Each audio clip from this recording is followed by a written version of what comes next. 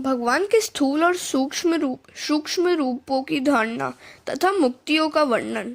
परमात्मा के ध्यान से जीव ईश्वर में मिल जाता है। ध्यान करने वाला ध्येय में मिल जाता है।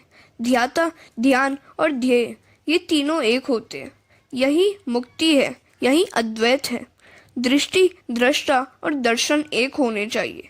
साधन, साधक और साध्य एक बनने चाहिए। ध्याता, ध्यान और ध्येय तथा दर्शन, दृष्टा और दृश्य एक बने तो समझो कि ध्यान में और दर्शन में एक तांता उत्पन्न हो गई है। एक तांता होने से वह अन्य सब कुछ भूल जाता है और उसे ईश्वर के सिवा कुछ भी नहीं दिखता। लोग परमात्मा को धन देते हैं किंतु वे तो मन मांगते हैं। व्यवहार तो करो किंतु ईश्वर में, कृष्ण में मन रख कर करो। पनिहारी ने पानी से भरे घड़े सिर पर रखकर बातचीत करती हुई चलती है, फिर भी उनका ध्यान सिर पर रखे हुए घड़ों में रहता है कि वह कहीं गिर न जाए। इसी तरह संसार के व्यवहार करते समय भी हमेशा ईश्वर का स्मरण करते रहो। जगत के पदार्थों में आसक्ति न रखो। विषयानंदी व्यक्ति ब्रह्मानंद को समझ नहीं सकता। ब्रह्मानंद का वर्णन कोई भी नहीं कर सकता।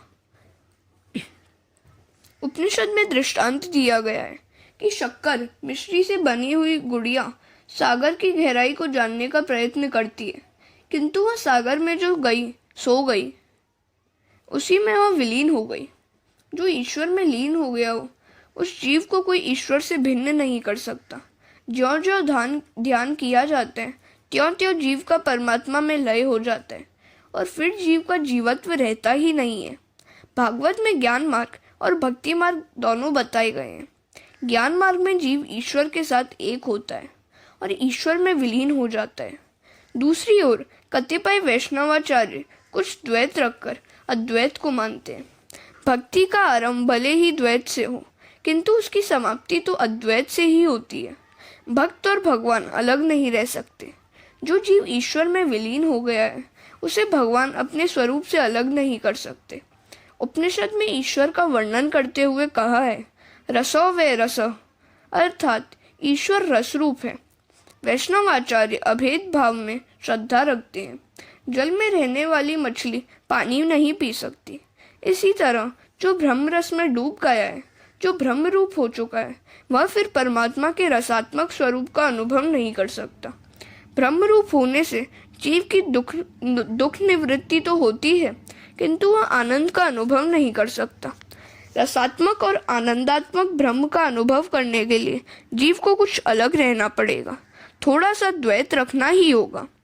तब भक्त कहता है कि मैं अपने प्रभु का अंश हूँ, मैं अपने भगवान की गोपी हूँ, मुझे परमात्मा के साथ एक नहीं होना है, मुझे तो परमात्मा की सेवा करनी है, मुझे गोलोक धाम में जाना है।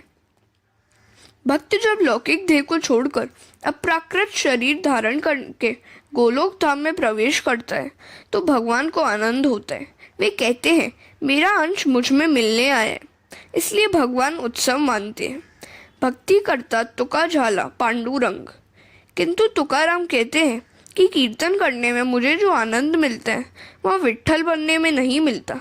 जीव ईश्वर का अनुभव कब कर सकेगा? जब ईश्वर से वह भिन्न रहेगा, तभी वह उस रस का अनुभव कर सकेगा। वैष्णवाचार्य चाहते हैं कि जीव ईश्वर से कुछ अलग ही रहे। कीड़ा भंवरी का चिंतन करता हुआ स्वयं भंवरी रूप बन जाता है, उसी तरह ब्रह्म का चिंतन करता हुआ जीव स्वयं ब्रह्म रूप बन जाता है। यह तो है कैवल्य मुक्ति। किंतु वैष्णव जब ऐसी कैवल्य मुक्ति की इच्छा नहीं रखते, वे ईश्वर की सेवा पूजा और उसका रसास्वादन करने के लिए थोड़ा सा द्वैत भाव रखते ही हैं। जो व्यापक ब्रह्म में लीन हो चुका है, वह उससे अलग कैसे हो सकता है? पानी के जड़ या ठोस होने के कारण मछली अलग रह सकती है, किंतु जो पानी में हर तरह से डूब गया हो, वह पानी का आस्वाद नहीं ले सकता। उसी तरह ईश्वर में डूबा हुआ जीव ईश्वर के स्वरूप का रसानुभव नहीं कर सकता।